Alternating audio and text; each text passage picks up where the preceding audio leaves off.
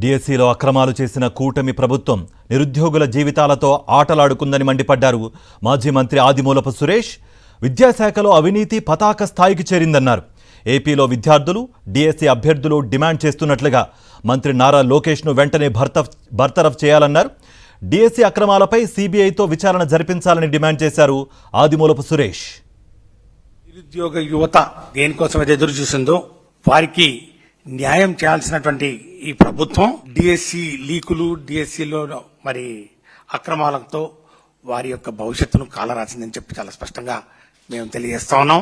విద్యాశాఖలో జరుగుతున్నటువంటి అవినీతి, మరి ముఖ్యంగా రాష్ట్ర యువత జన్జీ ఈ రోజు వారి ఆగ్రహవేశాలతోటి ఈ రోజు రోడ్డుకెక్కి వారు చేస్తున్న డిమాండ్లు ఏవైతే ఉన్నాయో ఈ విద్యాశాఖ మంత్రిని తక్షణమే బర్తరఫ్ చేయాలి ముఖ్యమంత్రి గారు. కొడుకని చెప్పి వెనకేసుకోవడం కాదు, సాక్ష్యాలతో ఉన్నాయి. ఇన్ని సాక్ష్యాలు ఉన్నప్పుడు కూడా మీరు మరి వీగిన తప్పు అనుకుంటే మేము ఓన్లీ రాజకీయ ఆరోపణలు చేస్తున్నామంటే దీన్ని పక్కన పెట్టి మీరు పక్కకు తొలగి ఒక స్వయం ప్రతిపత్తి కలిగినటువంటి ఒక సంస్థ, దర్యాప్తు సంస్థ సిబిఐ తోటి విచారణ జరిపించాలని మేము డిమాండ్ చేస్తున్నాం. మరిన్ని అప్డేట్స్ కోసం ఛానల్ ను సబ్స్క్రైబ్ చేయండి. నోటిఫికేషన్స్ కోసం బెల్ ఐకాన్ పై క్లిక్ చేయండి.